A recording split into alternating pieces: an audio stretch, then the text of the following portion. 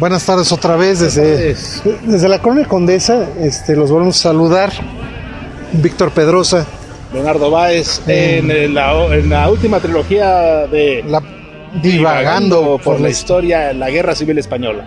No, hoy nos encontramos en la esquina de Ámsterdam y Osuluama, que es una esquina que trae muy gratos recuerdos a don Leo, y porque tuvimos nuestro último año de secundaria y ahí nos conocimos. Sí, tuvimos el último año de secundaria. Yo seguí ahí en toda la prepa. Entonces, pues estamos frente al precioso edificio de una preciosa casa de la época, los años 20 más o menos del siglo pasado. Sí, siglo XX. Sí, es el 155 de la calle de Ámsterdam. Así es. No, un palacete antiguo, y fue la escuela secundaria Frida Kahlo, la primera escuela secundaria de tipo activo en México, que no le duró mucho. Con tipo activo? Tipo Montessori, tipo... ¿Tú crees? No, originalmente era la idea de doña Irma Santiago Bisuet, que donde esté todo nuestro cariño y remembranzas. Y remembranzas por ser una de las mejores mujeres que he conocido en la educación en México, de las mejores personas. Donde se encuentre, le enviamos mucho cariño y muchos saludos. Sí. Bueno, pues estamos ya en esta última parte de la Guerra Civil Española, dedicado a la intervención mexicana en esta guerra civil. Y el exilio español. Y el exilio español, por supuesto, ¿no? Y ahí tienes tú los que has mencionado ahorita, el claro que de los sí. buques. Yo creo que primero expliquemos en qué consistió la entrada, el apoyo de México en la guerra civil, y después vamos... Vale, pues. Bueno, pues México tuvo un papel muy activo en la Guerra Civil Española. ¿Por qué razones? Bueno, pues es que son las más variadas. Razones hormonales del presidente Cárdenas, podríamos empezar por ahí. Por ahí, ¿no? Las simpatías que se sentían por las repúblicas mexicana y española desde las épocas desde la instauración de la República Española, ¿no? Se llevaba muy bien, relaciones que se rompen precisamente con el triunfo de los nacionales en España. México va a apoyar increíblemente no solo al bando republicano, sino también va a haber voluntarios mexicanos que van a pelear del lado de los nacionales. Efectivamente. Pero, sin embargo, obviamente la mayor parte de la ayuda mexicana a España va a ser para la República, ¿no? La alianza va a ser muy marcada hacia la República. Sí, efectivamente. Ahí Lázaro Cárdenas contribuyó, y puedo contar un par de anécdotas. Mi padre, al haber vivido esa guerra, me contó dos cosas. Una, el sustento normal en el lado del frente republicano eran lentejas. Mi padre las odiaba con toda su alma, porque era o había lentejas, no había más. Entonces, también México exportó muchas habas en ese momento. Garbanzo. Bueno, garbanzo. Pues México empezó a mandarles lentejas y garbanzos. No, garbanzos. Desde Sonora empezó, en los garbanzales de los Obregón de Sonora, empezaron a exportar garbanzo a España, donándolo a la causa republicana. Y mi padre decía con mucho cariño, porque decía que cuando probó los garbanzos, que no los había comido en mucho tiempo por la causa de la guerra, dije, me supieron a gloria. En mi vida había probado unos garbanzos tan buenos. Y cuando me dijeron que venía a México, yo inmediatamente asocié que iba a comer los mejores garbanzos del mundo. Era su asociación sentimental. Una asociación gastronómica sentimental de mi padre. Entonces, es por un lado. México también aportó armas al bando republicano, nada más que a veces con suerte muy disímbola, porque mandaba fusiles de un calibre y balas de otro. Hay que decir en pos de la verdad, es que la mayoría de los embarques mexicanos, que no fueron demasiados, fueron unos cuantos, quizá una docena, que no correspondían con las armas, y el embajador Gordón utilizó a México como fachada para poder importar armas y comida hacia el bando republicano, no solo de México, sino también de Estados Unidos y de Bolivia.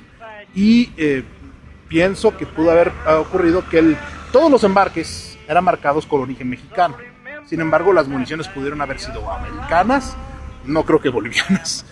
Quién sabe, Bolivia tenía muchas armas todavía después de la guerra con el Chaco. Puede ser. Pueden haber exportado armas. Así es, o municiones, más que nada municiones. También. ¿No? Entonces, marcadas como producto mexicano, y que llegando, sobre todo fue en Barcelona, si no mal recuerdo, que el calibraje no correspondía a las armas con la munición. Mi padre estaba en Barcelona, por eso lo comento. Bueno. Pero las armas mexicanas van a ser muy importantes en la defensa de Madrid, ¿no? En la defensa de todos lados. Pero, bueno, aquí la situación es que México aportó ayuda y además reconocimiento diplomático y apoyo diplomático a la República durante toda la guerra. Tan es así que cuando la República es finalmente derrotada por los nacionales y se instala la dictadura franquista, México rompe relaciones con España y las limita únicamente a un encargado de negocios. Que, para ser honesto, si no era una embajada en forma, si era una embajada para términos prácticos. El intercambio cultural, comercial, artístico, cinematográfico que había entre México y España fue nunca paró. Nunca paró. Nunca paró. Las relaciones México-españolas, si bien en el sentido formal estaban muertas, en el sentido práctico seguían más vivas que nunca. El único momento en que hubo rompimiento total con el régimen franquista fue en los últimos 90 días de Echeverría como presidente, que indignándose por el fusilamiento de unos activistas de ETA, o sea, vulgoterroristas, rompió relaciones totales. O sea, no había ni telégrafo, ni correo, ni barcos, ni aviación. Cerraron la oficina de Iberia totalmente. O sea, aisló totalmente España en un arranque de las demencialidades y pendejadas de Luis Echeverría. Para muchos un acto de dignidad frente a un acto de abuso de autoridad, ¿no? No era abuso de autoridad porque la autoridad tenía la facultad de hacerlo. Entonces no puedes abusar de algo que sí puedes hacer. Digamos, o sea, el abuso de autoridad implica, digamos que Franco, cuando decía que iba a utilizar todo el peso de la ley, lo hacía. Y la ley española implicaba en ese entonces para el terrorismo, para actividades de ETA, ¿no? Para las actividades terroristas. Finalmente pues era una dictadura militar. Hay que entender que eso nunca se le quitó a la España de Franco. Y sin embargo, nuevamente, México va a restablecer muy gustosamente relaciones a la muerte de Franco. A la muerte de Franco en el 20 de noviembre de 1975. 75, así es. Pero todo el sexenio de Echeverría, lo que faltó, que fue un año, no hubo relaciones. No. Fue hasta que el presidente López Portillo tomó la decisión de restablecer completamente las relaciones. Incluso decían que López Portillo, uno de los primeros actos fue irse a España a restablecer las relaciones. Decían que más parecía que estaba haciendo campaña para ser el rey de España, no para reactivar relaciones entre los países. Lo recibieron muy bien, muy Fue hasta el pueblo de Caparroso, que es de donde venían los López Portillo. Así es, ¿no? Situación que esperemos que no se repita y no vuelvan a aparecer.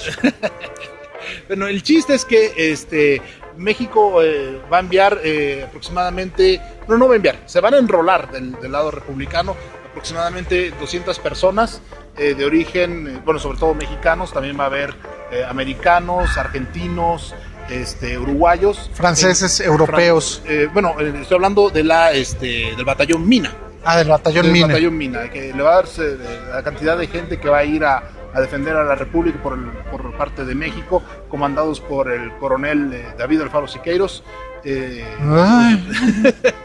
Los va a alentar a defender sobre todo Madrid, ¿no? Que se van a concentrar.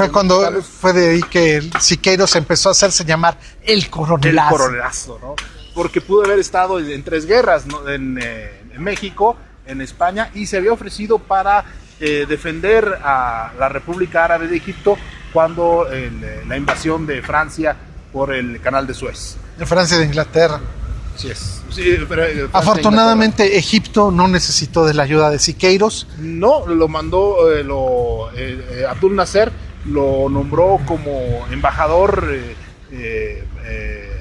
honorario de la República Árabe de Egipto, ¿no? Frente a América Latina. Básicamente le dio el esquinazo. Sí. Finalmente eso queda claro, que las dictaduras también cometen imbecilidades ilimitadas, y si había alguien que era una persona con esas capacidades era Siqueiros. No, Siqueiros era una persona muy convencida de sus ideales, ¿no? Que acá no le caiga bien es otra cosa. Sí, vamos a matar a Trotsky. Vamos a matar a Trotsky. Sí, no. De todos modos, tú hubieras estado feliz si hubiera matado a Trotsky. No, yo hubiera estado feliz que se mataran todos. En 1938, Inglaterra está muy enojada con México, el Reino Unido está muy enojado con México por la expropiación petrolera. No aguantan nada. De hecho, rompen oficialmente relaciones con nosotros y sin embargo va a ser el Reino Unido quien va a proteger a los barcos mexicanos que no están oficialmente en guerra ni con los nacionales ni con los republicanos. Sí, eran no beligerantes. Así es, oficialmente no estábamos ni con unos ni con otros y estos embarques llegaban ya sea o a Asturias o sobre todo a Valencia. Sí, y a Barcelona. Son estos embarques los que traen tanto a los milicianos mexicanos como las ayudas materiales y de alimentos. Pero al mismo tiempo, la lucha por la República Española era una causa perdida. Finalmente la República no pudo sostener la guerra contra los franquistas, que finalmente venían apoyados por Hitler, por Mussolini, y a la República nada más la apoyaban la Unión Soviética, y mal apoyada, porque la Unión Soviética se cobró a lo chino todo lo que pudo. Esa es otra, todo lo que pudo juntar la República en oro lo envió a la Unión Soviética para poder pagar por armas y asesoría militar. Vació el banco la reserva de oro de España. El Banco de España fue a parar a Moscú y a la fecha. Mucha de la reserva en plata de España se regresó a México, ¿no? Y digo se regresó porque mucha plata española era americana. Aquí el punto es que México apoyó a todo lo que daba la República Española, pero como en toda guerra existe un problema, la población civil tiende a exiliarse lo primero que puede en cuanto saben que hay guerra en un país. La que puede se exilia. Ahora, los exiliados, perdón, te interrumpa, se van a ir sobre todo a Francia en primera instancia. Mira, hay 3 olas de exiliados, así es lo que me han dado mis lecturas. Una primera ola de exiliados que fueron en su mayoría gente de clases medias y demás, abordaron el Winnipeg, que fue un barco, ese llegó a Chile a instancias de Pablo Neruda, que era el cónsul general de Chile en España, ¿sí? En Madrid, era el cónsul chileno en Madrid, el poeta Pablo Neruda. Muchos de ellos eran intelectuales y escritores y demás, que Neruda arrendó un barco llamado el Winnipeg y ese llegó a Valparaíso. Pero los posteriores barcos que fueron llegando, trataron en primer lugar de llegar a Cuba, Estados Unidos y aceptaron algunos en República Dominicana.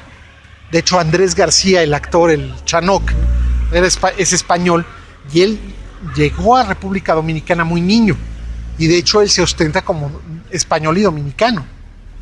¿Sí? Ahora, el Comité de Exiliados se organizó entre los primeros miembros del gobierno republicano para empezar a exiliar gente. Y la primera ayuda de México fue la recepción de 458 niños que Lázaro Cárdenas apadrinó y remitió a Morelia, michoacano a fin de cuentas, y fueron los famosos niños de Morelia, que en muchos casos lo pasaron fatal, la verdad, porque pues, eran huérfanos de guerra y pues, sufrieron abusos, sufrieron de todo, pero en general fueron gente de provecho. Era una situación bien difícil para los niños, porque si bien muchos, inclusive hasta con la inconsciencia de haber perdido a sus padres, y muchos con la conciencia de que sus padres siguen en España, ¿no? Y no se pueden reunir con ellos porque no hay forma. En España no hay comida, está el riesgo de morirse, ya sea por enfermedad o por acción de cualquiera de las dos facciones, tanto de nacionales como de republicanos, y de muertes espantosas, ¿no? De represiones terribles. Lo mejor que les pudo haber pasado es haber salido del lugar con todo el sufrimiento que ello implica. Y ellos fueron el primer grupo de refugiados que llegaron a México. Posteriormente, y es la razón por la que hemos hecho esta trilogía respecto de la Guerra Civil Española, llegaron 4 barcos en el año de 1939, porque cuando los republicanos son derrotados y pierden Barcelona, empieza la emigración brutal. Y esto pues lo puedo contar de primera mano, pues de segunda mano, porque la primera mano era mi padre. Ya se fue mi padre, don Pepe, donde andes, cariño, apá. Entonces, el primer barco que llegó a México, y además que traía una leyenda muy interesante, es el Sinaya. Sinaya como el Palacio Real de Rumania. El Sinaya llegó el 13 de junio de 1939. Fue el primer barco que llegó con refugiados a gran escala. Eso, el Sinaya y el siguiente barco, que era el Ipanema, que llegó el 7 de julio, en su mayoría estaba llevando militantes comunistas y socialistas.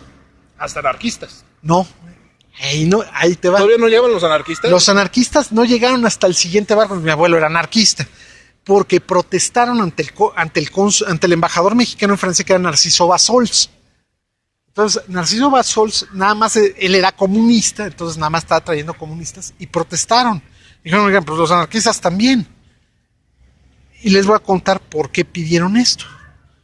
Cuando empezaron a emigrar los españoles, el primer punto de migración de españoles, los del sur se pasaban el estrecho, iban a parar a Argelia, y muchos fueron a parar a campos de concentración en pleno desierto por parte del gobierno francés.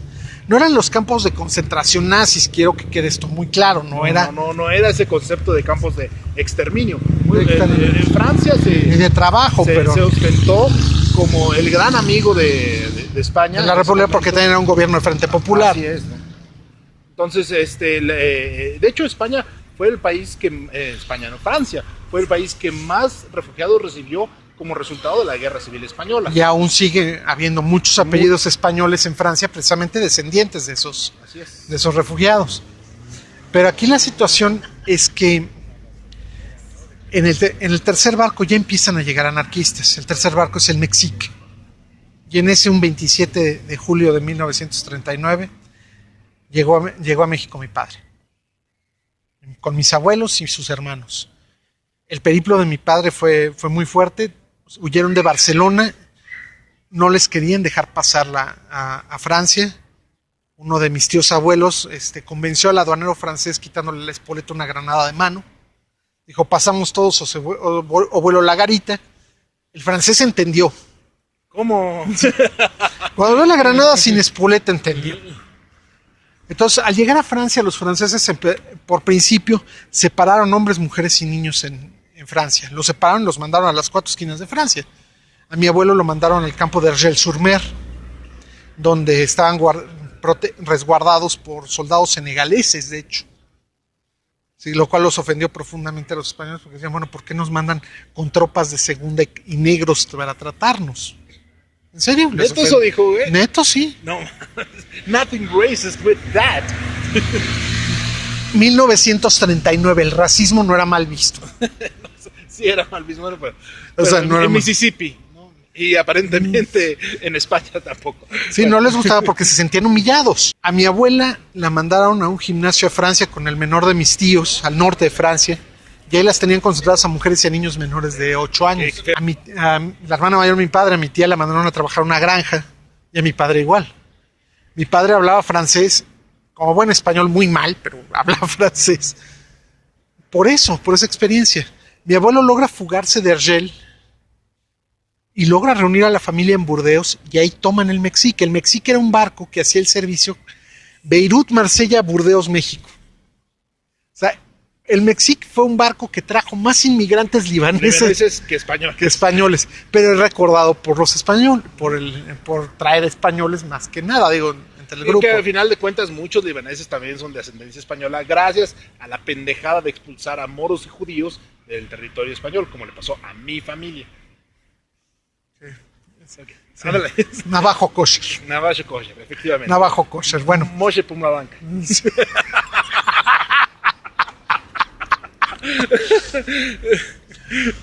Mexique llegó el Flandra, que fue el último que llegó y llegó ya en época de guerra. Llegó el 7 de noviembre de 1939.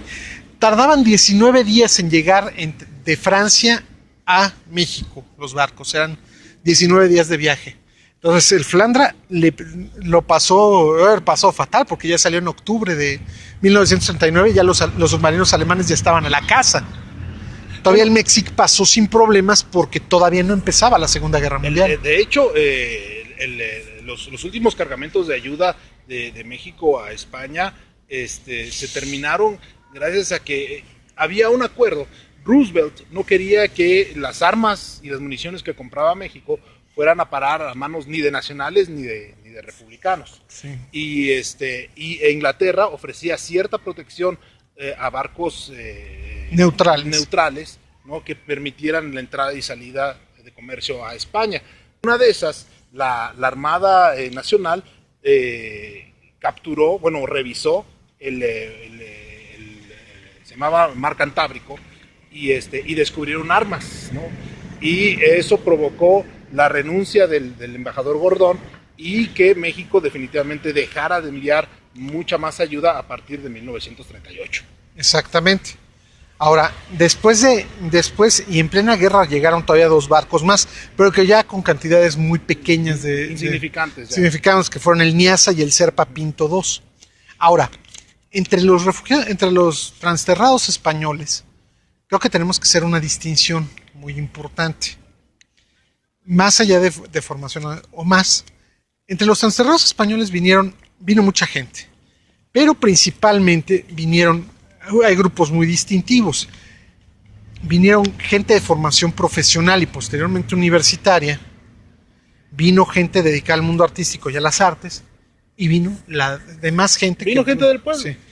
Cosa que no ocurrió tanto así en otros lugares. Y para llegar, y una cosa que es algo que todo el mundo habla de la ayuda desinteresada de México para recibirlos. No, tú tenías que pedir autorización a México para que te recibiera. Hay montones de cartas de gente pidiendo México recíbeme, promovida desde Francia. México no se ponía muy pesado para decirte que no, pero tenías que demostrarle para qué querías venir. No era te recibo así como recibieron a los refugiados guatemaltecos en los 80s, a los campos que muchos refugiados guatemaltecos no pedían permiso, pedían perdón.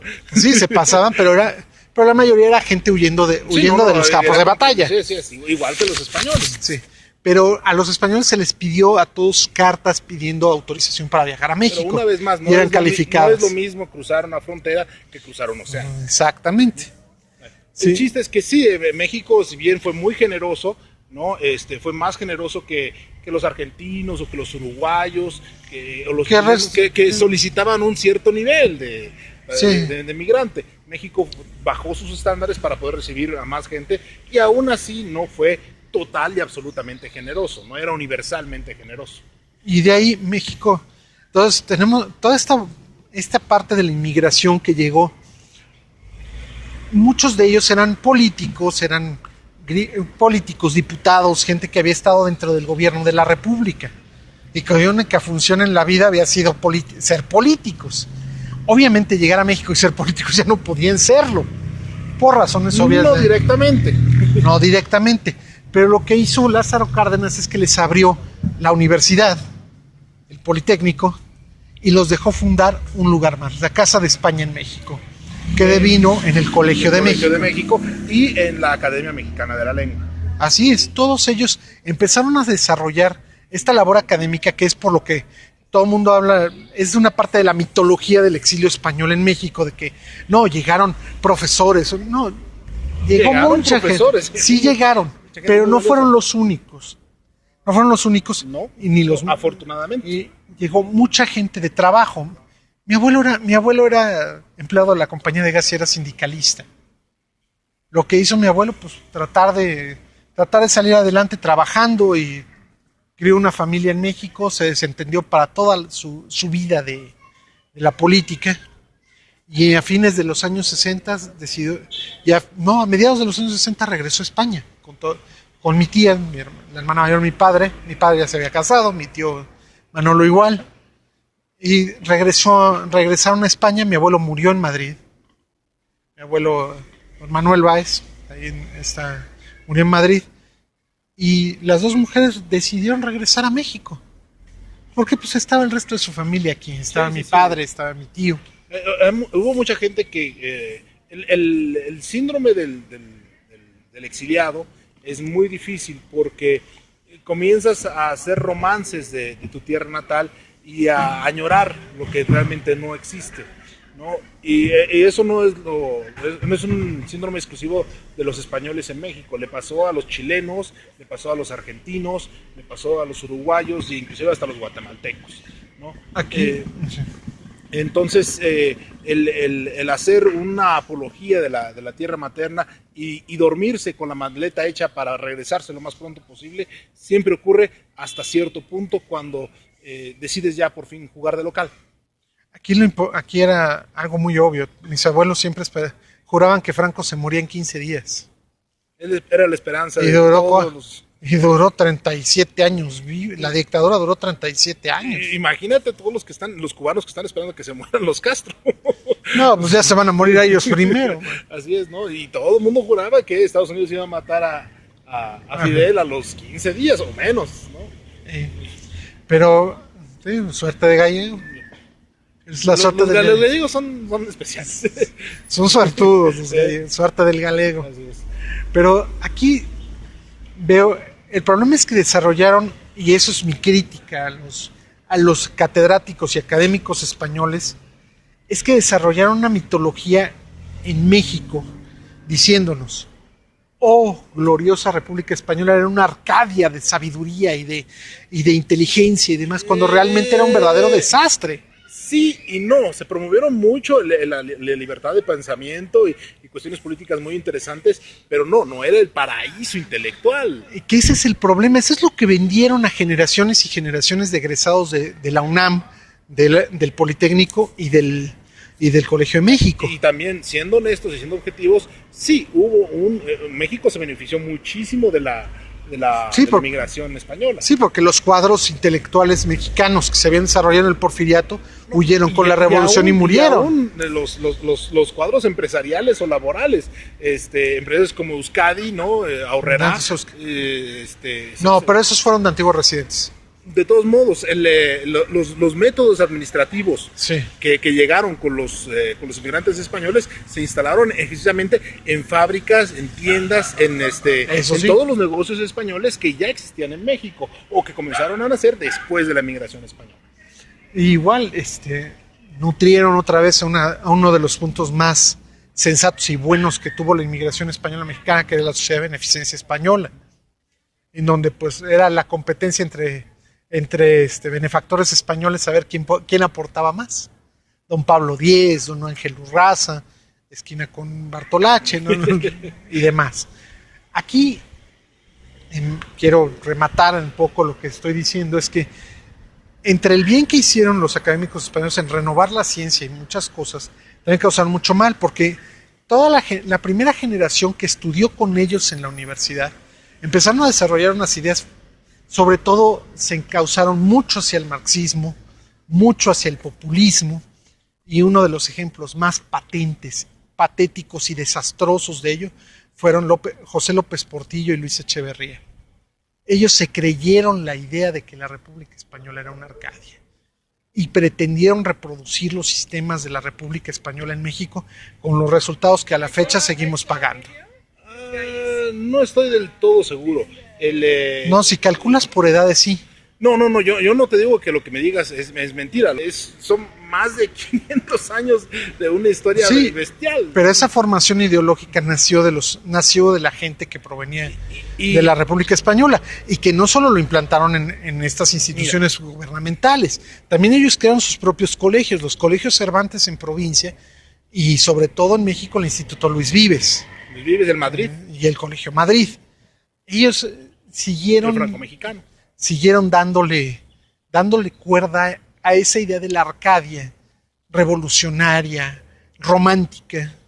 Ya saben que yo el romanticismo no me gusta, en donde nos vendieron ideológicamente algo que no existe y que a la larga ha sido dañino para el país, porque nos ha alejado de una realidad que no es la de la República Española, de la Segunda República Española. Mira, yo te voy a decir lo que difiero contigo. El problema de México fue que el PRI adoptó como forma de vida el ser político para salir de pobre. Básicamente es eso. Y salir de pobre fue sinónimo de ser negocios turbios y ser corrupto y me embolso el dinero y se acabó. Honestamente, yo no le veo mucha ligación a la implantación del modelo republicano español en México como resultado de México actual. Yo siento algo, es que yo lo veo por este lado, a lo mejor es por ahí, difiero. También es por generaciones. El priismo primario, o sea que va... El primario, digamos, que es la primera etapa del PRI, que es de su fundación a 1970, todo lo que has dicho es cierto. Tranzas, cochupos, robo, represión, lo que tú quieras. pero eran gente de política práctica. El más ideologizado de todos los presidentes que tuvo México en esa época fue Lázaro Cárdenas. Y los demás fueron más políticos pragmáticos, ¿estás de acuerdo? Sí, eran del estilo de que vamos a solucionar la bronca. No, o sea, mal que bien tenemos ese poder absoluto y podemos resolverlo como se nos ocurra. El siguiente par de presidentes ideologizados que nacieron de esa ideologización proveniente de la República Española fueron Echeverría y López Portillo. Sí, cierto es. Y esa es la segunda etapa del PRI, esa famosa etapa de la docena trágica, en donde en aras de la ideología y de hacerse los campeones de la defensa del pueblo, botaron dinero a lo loco y tuvieron unas políticas lamentables. Mira, sí. Y después la tercera etapa del PRI, ¿qué te parece si hacemos lo siguiente? Voy a editar esto para que esto salga como un continuo. Vamos a discutir ahora, si les parece bien, el próximo Divagando por la Historia será la historia del PRI. Coño. Okay. Sí. Entonces, rematemos la intervención mexicana en España. Por cierto, ahorita que acabas de hacer ese movimiento, recordando que en nuestra anterior edición dijimos por la misma batidora y por el mismo Vaticanal, y nos fuimos enterando hace 20 minutos más tarde del fallecimiento de ese gran Batman, ese Batman tan entrañable que fue Adam West. Sí, entonces, por la misma batidora y por el mismo Vaticanal. Nos vemos aquí en Divagando por la Historia. Santo recorcholis Batman. Nos saluda Leonardo Báez. Víctor Pedrosa. Hasta pronto. No hicimos el remate de la intervención mexicana. Lo voy a editar, no te apures. Tu remate, güey.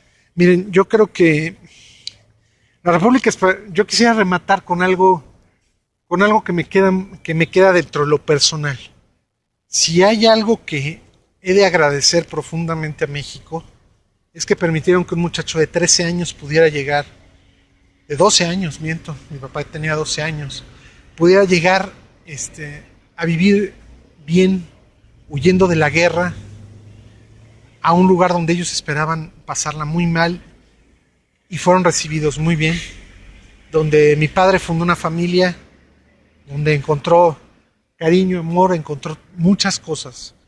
Ese es mi profundo agradecimiento a México por lo que a mí corresponde, y de ver ese muchacho de 12 años que debe haber estado asustado hasta la locura, que debe haber estado dolido, aterrorizado, y encontrar un lugar donde podía hacer lo que él quisiera, de poder llegar y desembarcar en el puerto de Veracruz. Follow the Mexican dream. Desembarcar, llegar y seguir vivo. Nada más se registró, le dieron sus papeles. Y mi abuelo preguntó, ¿y ahora dónde nos van a concentrar? Y jarochamente le dijeron, pues mire usted, Chupín, allá en el fondo, ahí en la GTM hay un gimnasio, ahí se pueden quedar a dormir. ¿Y dónde podemos comer? Pues ahí está el mercado, pues. Pero es el mercado, comerse come muy sabroso. ¿Y dónde podemos ir? ¿Dónde se le dé la chingada gana? Pues allá al fondo está la estación del tren, ¿dónde quiere ir? Entonces no nos tenemos que concentrar ni vivir. ¿No? Usted se puede concentrar, hacer meditación o rezar lo que usted quiera, pues. Entonces, pues, nada más voy a contar una última anécdota al respecto. Pues en España el término para las mujeres lesbianas, el término peyorativo es tortilleras. Entonces, cuando el Mexic amarró en el muelle de Veracruz, van viendo que se despliega una manta y dice: el sindicato de tortilleras del puerto de Veracruz saluda a los hermanos españoles. Imagínate la cara de consternación de todos ellos cuando alguien dijo: hombre, que avanzados están aquí, que hasta sindicalizados están. Eso es progreso. Sí. Bueno, como remate a mí de la intervención mexicana en España, Pepe, es básicamente la congruencia de una república, ayudar a otra, formadas ideológicamente, y de dos países que por las buenas o por las malas están unidos a mi gusto, México es la España de América. España es el México de esta guerra civil de mexicanos que lucharon en ambos bandos, un gobierno que apoyó casi incondicionalmente a ambos bandos, ¿no? Y que ambos países siguen siendo muy Paranoicamente amorosos. amorosos. Es una relación extraña la que se tiene Paranoicamente con amorosos. España y con Estados Unidos. Entonces, con esto damos por concluido esta sesión, última sesión de la Guerra Civil Española en Divagando por la historia. Nos vemos a la próxima. Gracias, hasta luego.